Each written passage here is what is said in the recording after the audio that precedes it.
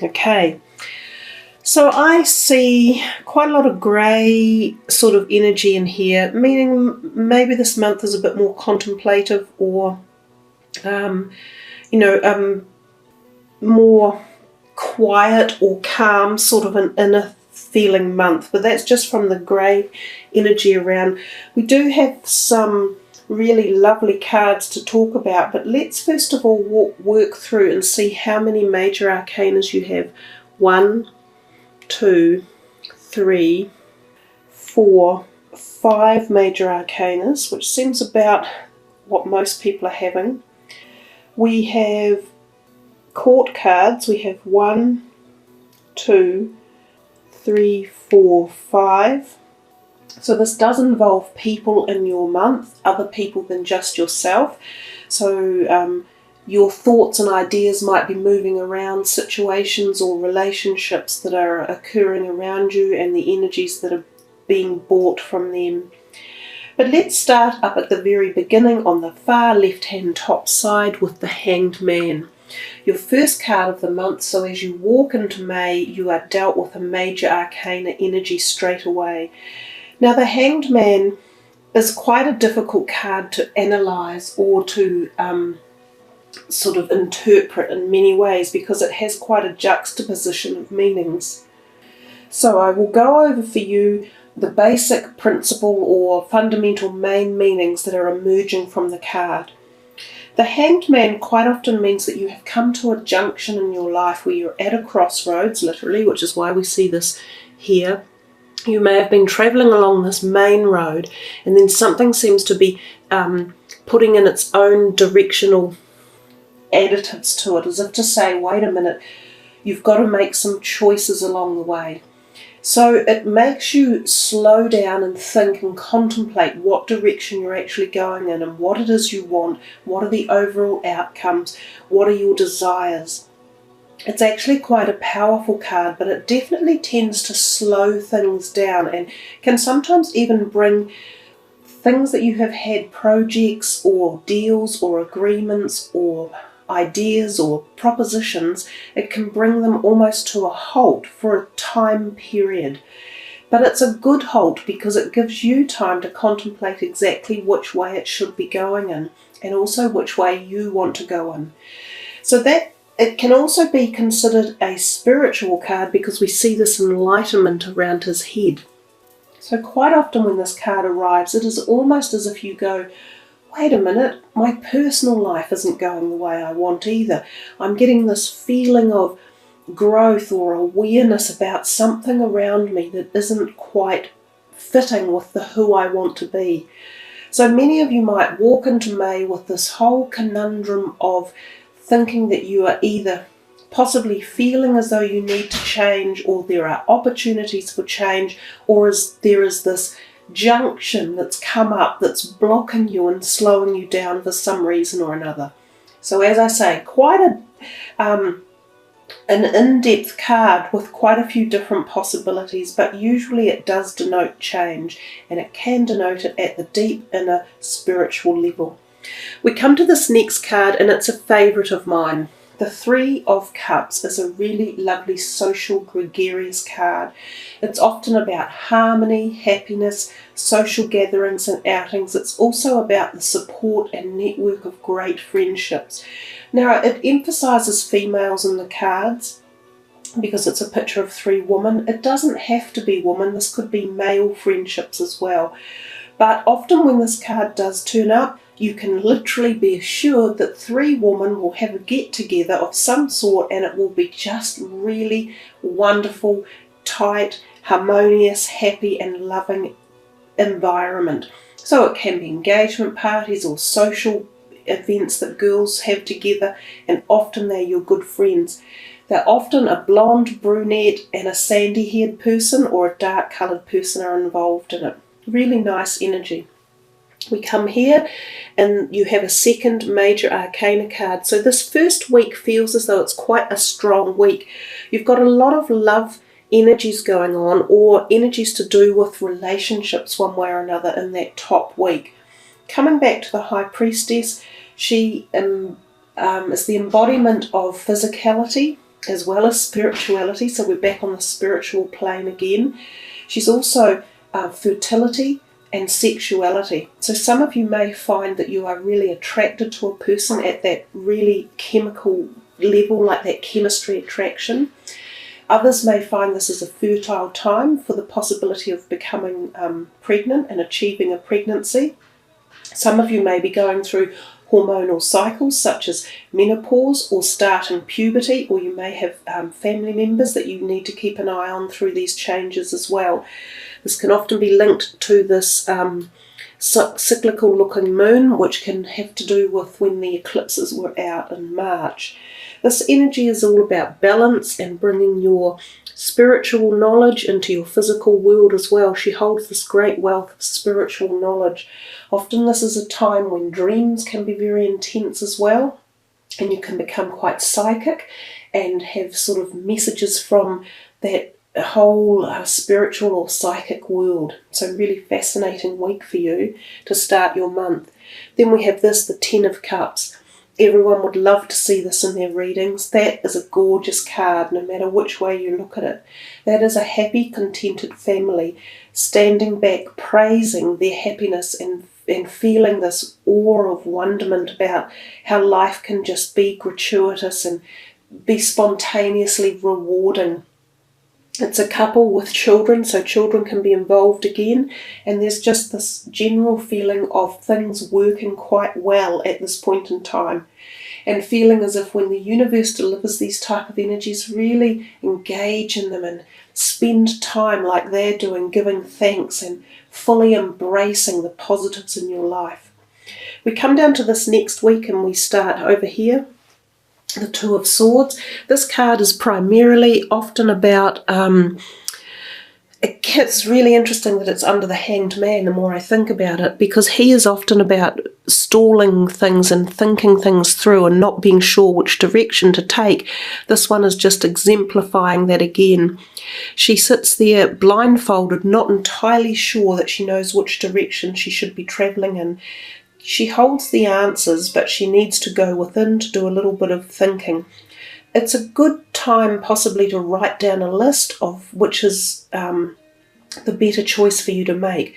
So if you have a choice that could be coming up with, say, career, should I take this job or that job, and you're not sure which one to do, write a list down for the reasons for and against for each option, and you quite often find out fairly immediately when you look at your list which is the better one. Writing things down can be powerfully potent. It usually does indicate that she is just a little bit locked in her decision making and not feeling particularly confident in any aspect or direction. So she's seeking to find that knowledge. Again, we have this ecliptical moon, which we have had up here in this card, and I think this goes back to the possible eclipses in March. So this could have to do with a decision that was a month or two previously that you're still pondering on or trying to decide which direction to go in. We come here and we see another major arcana card. They're sort of bundled up a bit at the top there for you in that first week. And this is Temperance. So this is about balance in your life and balancing all of the different perspectives of yourself. So especially diet and your energy levels and your spirituality. So listening to those and combining them so that they all flow exactly like she's doing in these cups or chalices. She is pouring one to the other. We also see that she has 1 foot on land and 1 foot in the water. So it's the merging of soul and body, or physicality and mind. It's about incorporating all of those in together so that they cohesively work to address a situation to help you move forward, if you like. She also says to temper your emotions in particular, to keep them balanced. So if any situations are arising where there could be a need to put yourself forward in the best light, you want to think how to do that in the best manner. Temperance is a great word, and often in today's modern society we can flare up very quickly and lose our calmness, but she invokes the use of calm thought and power to move yourself forward. Next one we come to is this Four of Pentacles, and we see this guy clutching on like fury to his physical wealth, his manifestation in life. So some of you may feel as though there is this tightness or tight energy around your finances or your investments. You might be a bit worried about them, but what it actually tells us is that you have quite thoughtfully put them in logical places, and to let go of the fear and again use your thought as opposed to emotions in how to deal with your monetary situations or your investments or your creative ideas around money. I often think too this card can be literally money coming into you sometimes via a heart message or a heart giver. So sometimes that can be money that's gifted to you one way or another from a family member or perhaps from a charity. So you may see a slight increase in funds around this time if you can let go of any fear that surrounds it. You know, open yourself up to the universe and let money flow in. When we hold things tight and we hold them in fear, we stop them from coming in. So you stop that positive flow. We see this guy next here at the end of the second week in May, and he is the King of Cups. He's a water sign energy and often an older man. He could be someone who is coming to you in the form of a new relationship or someone in your circle of friends or work colleagues that he's there for a reason. He possibly has something to say.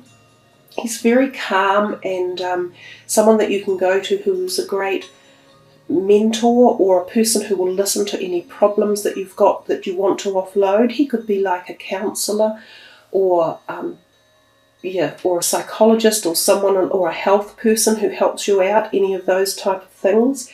Alternatively, he may be, as I said, someone who you find attractive, and there could be a heart connection coming in. Now remember, not all heart connections have to be romantic, they can just be great friendships as well. The other thing about this particular format of reading, I watched this particular style grow from an older lady that I had come across a few years ago, and I learnt this style from her. She had a particular way of dealing with each card and the interpretations, which is really what I'm embellishing in the reading.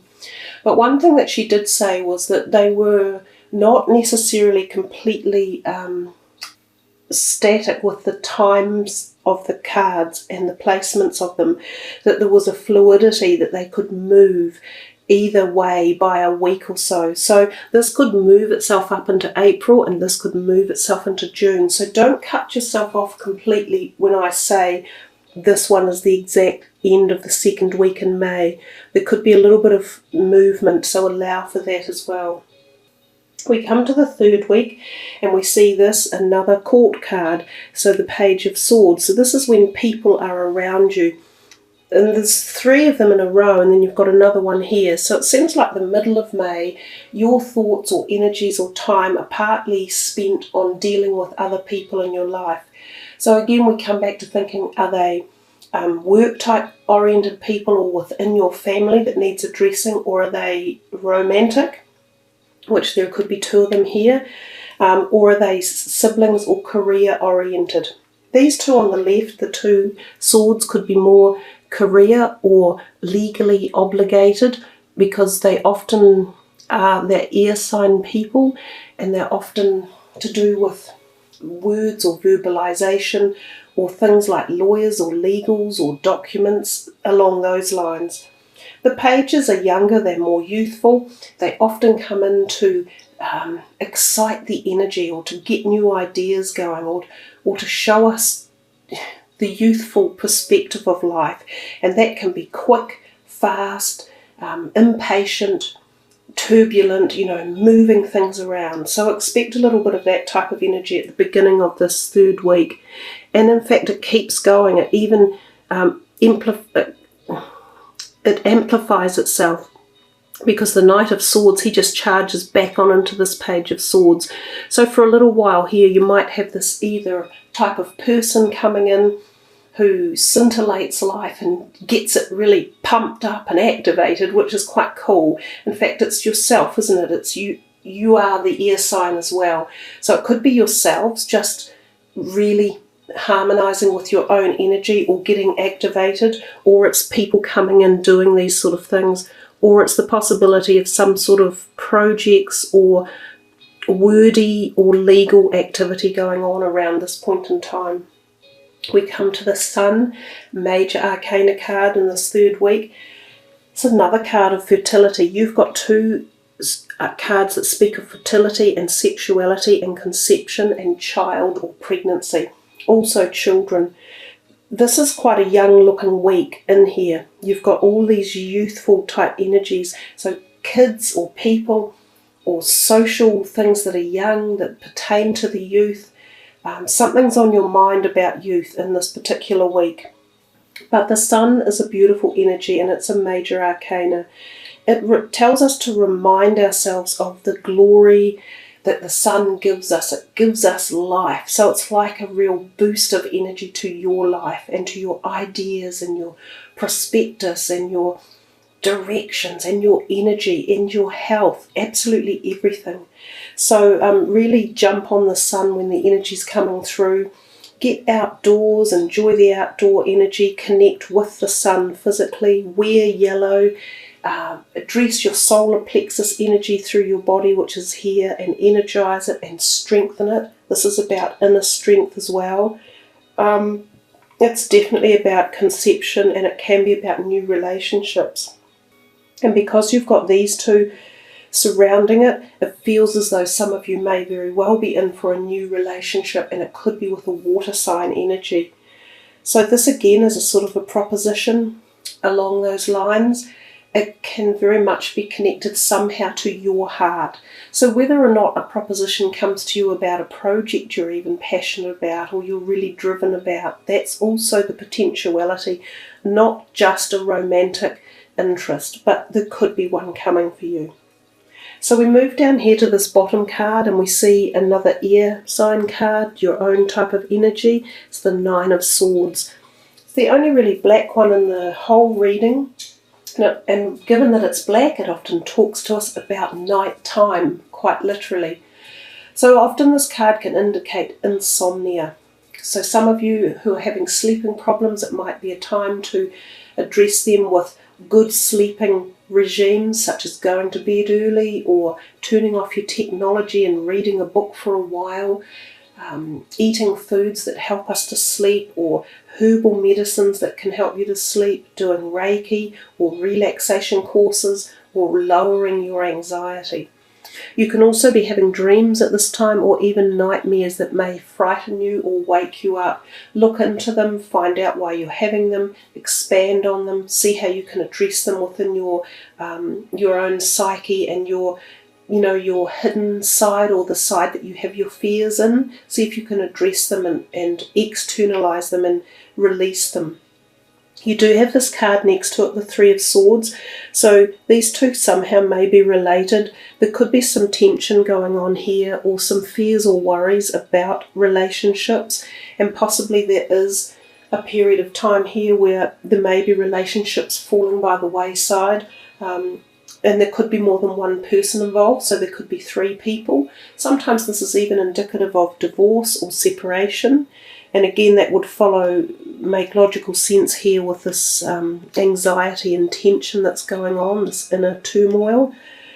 It can sometimes be involved or be there when there are three people involved, so the potentiality of affairs or a third person coming into a relationship one way or another that just causes tension. And I don't necessarily mean physical affairs. It could be business affairs that a third person's bought into, or even just a group of friends where a third person comes in and it just balances the status quo.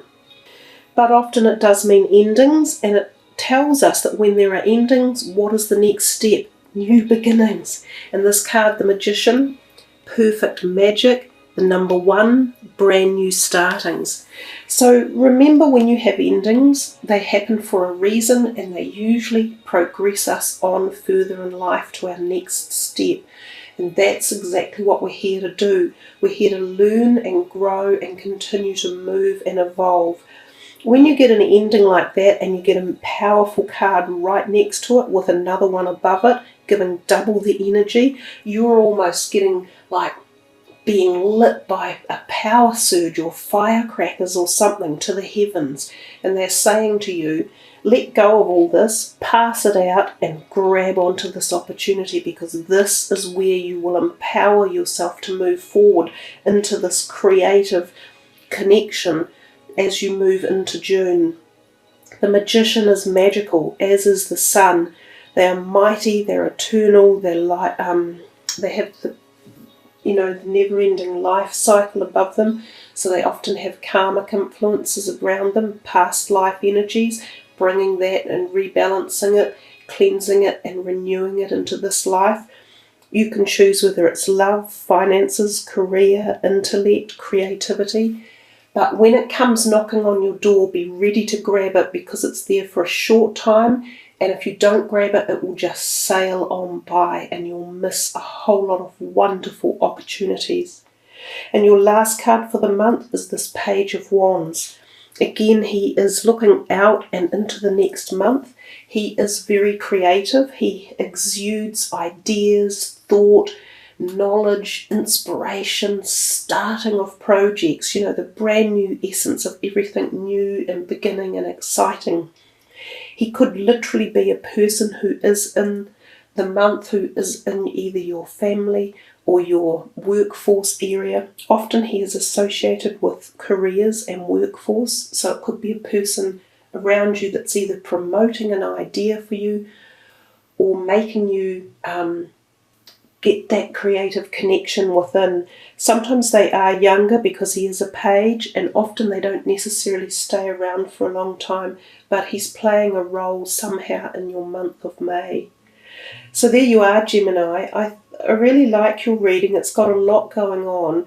You have moments in the month where you're unsure and you are wondering which way to go, but you gain an awful lot of extra universal energy and support and strength, and I think you sort a lot out yourself if you apply yourself and work logically and temper things out throughout the month. And you certainly have this great energy around of happiness and stability somewhere in your life, and you also have moments of fairly quite strong spiritual connection and the ability to perhaps perceive why you feel any tensions or worries at any directions you're going in your life, and take the time to sort them through and work on them.